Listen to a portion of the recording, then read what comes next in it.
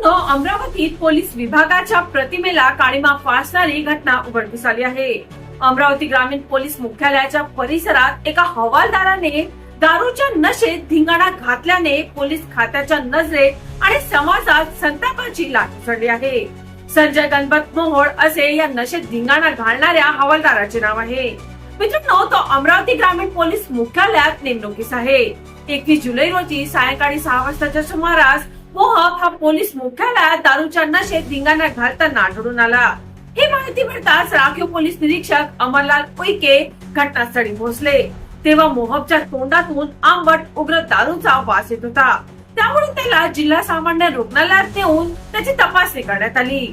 वैद्यकीय अहवालात दारूचे सेवन झाल्याचे स्पष्ट झाले.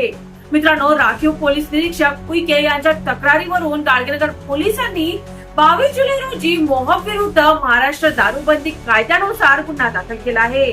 मित्रांनो, अत्यंत लज्जास्पद बाब म्हणजे हे सर्व पोलीस मुख्यालयासारख्या संवेदनशील ठिकाणी घडलं. प्रश्न निर्माण करणारे वास्तव म्हणजे पोलीस खात्यातच दारू पिऊन धिंगाणा घालणारे पोलीस वाढत असतील तर कायदा सामान्य जनतेसाठी शिल्लक राहतो का? जर पोलीसच कायदा तोडू लागले तर मग गुन्हेगारांना रोखणार तरी कोण? पोलीस खात्यातील अनुशासन फक्त तोंडी आदेश ठरलेत का? हे एका हवालदाराचं प्रकरण नाही, हे एक व्यवस्थेतील भिलाईचं उदाहरण आहे. मित्रांनो, नागरिक आता विचारत आहे की हवालदारावर फक्त कायदेशीर गुन्हा पुरेसा आहे का? अशा पोलीस कर्मचाऱ्यांना बडतर्फ का करू नये? शिस्तप्रिय पोलिसांचा अपमान करणाऱ्या या वागणुकीवर कठोर उदाहरण का नाही? शहरातील गुन्हेगारी रोखायची असेल तर पोलीस दलातही स्वच्छता मोहीम गरजेची आहे. पोलिसांचा गणवेश हे केवळ अधिकाराचा प्रतीक नसून विश्वासाचा आणि अनुशासनाचा ब्रीद आहे.